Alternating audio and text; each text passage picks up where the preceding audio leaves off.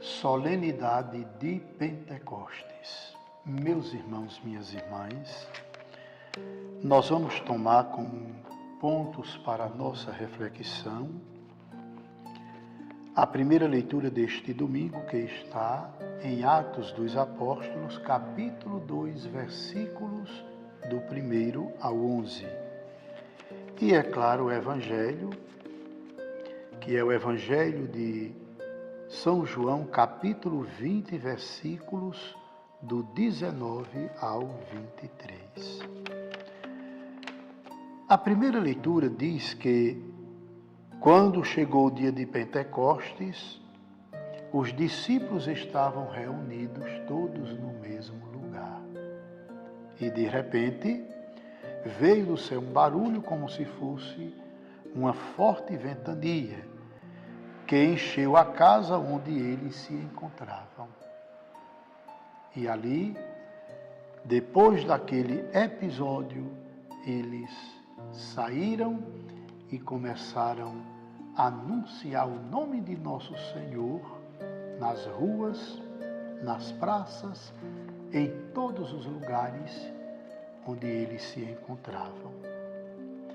Meus irmãos, minhas irmãs, a solenidade de Pentecostes nos apresenta que nosso Senhor, é claro, desde o início ele entendeu que os discípulos, se não tivessem uma força maior, tudo teria encerrado na cruz. Amedrontados, feridos psicologicamente com todo aquele cenário que eles acompanharam da quinta-feira e da sexta-feira santa. E durante toda a Páscoa nós acompanhamos que Jesus, quando apareceu a eles, as várias vezes eles estavam reunidos no mesmo lugar, como hoje, de portas fechadas, amedrontados. Então nosso Senhor manda o Espírito Santo. Por quê e para quê? Primeiro porque, se não fosse uma força maior, eu repito, os discípulos não teriam saído do cenáculo de Jerusalém com aquele ímpeto para anunciar o Evangelho, a palavra de Deus,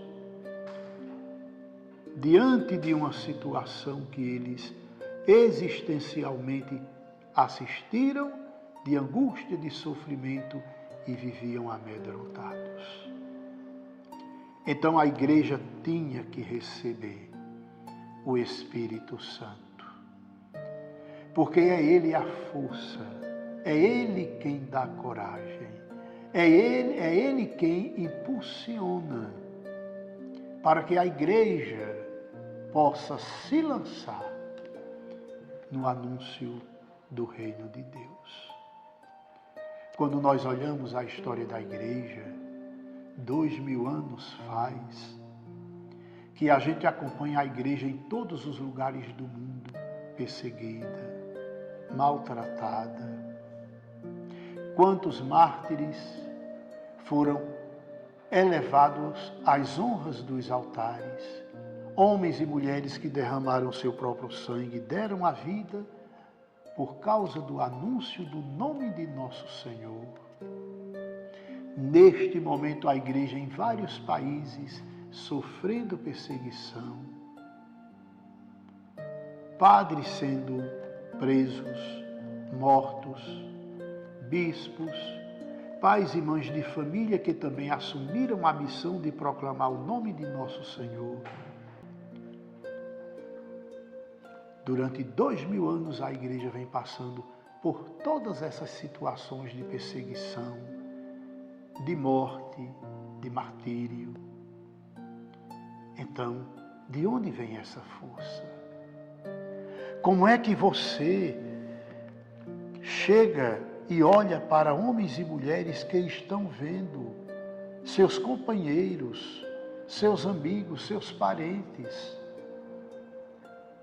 sendo mortos por causa do anúncio do Evangelho, sabendo eles que a sorte deles é a mesma. E mesmo assim eles continuam, colocando a cabeça a prêmio por causa do reino de Deus. De onde vem essa força, eu repito, essa coragem, este ímpeto que leva esses homens e mulheres a entrarem na fileira da morte, do martírio, por causa do reino de Deus? Só o Espírito Santo. É por isso que os Atos dos Apóstolos dizem, ou melhor diz, o livro dos Atos dos Apóstolos, que no dia de Pentecostes eles estavam reunidos no mesmo lugar. De repente veio aquele vento como se fosse um vendaval e invadiu o lugar onde eles se encontravam. O Espírito Santo foi derramado e eles abriram as portas, escancararam as portas e aqueles que estavam amedrontados agora saem para proclamar o nome de nosso Senhor Jesus Cristo. E as leituras são belíssimas, porque mostra eles que depois deste episódio até são presos, maltratados, chicoteados e proibidos de falar sobre o nome de nosso Senhor, e de repente eles estão nas praças, fazendo exatamente aquilo que tinham sido proibidos.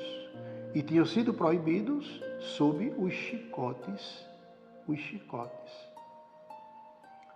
Mas estão lá proclamando o nome de Jesus. A igreja nesses 2000 anos tem muita história para contar.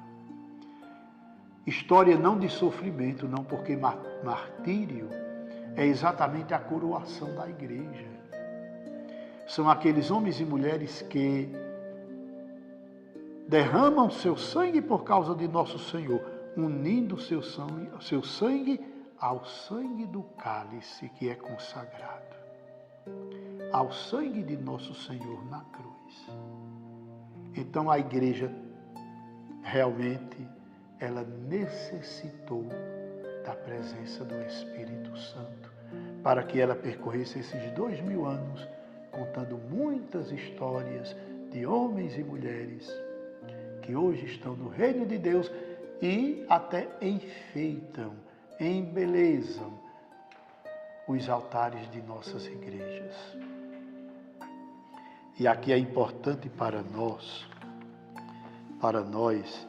sabermos, meus irmãos, quando a gente chega em nossas igrejas, que a gente celebra e vê a imagem de um mártir, como São Sebastião, que é tão popular entre nós, todos os apóstolos na igreja primitiva, os primeiros papas, e tantos homens que ainda hoje são beatificados e canonizados, homens e mulheres. É importante que a gente olhe para a igreja, quando a gente entra e vê as imagens dos nossos homens e mulheres que confessaram a fé em Jesus. Foi o Espírito Santo que deu essa coragem. Não foi apenas ou meramente uma vontade humana, não.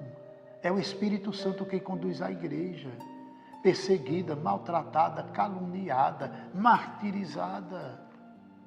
É o Espírito Santo.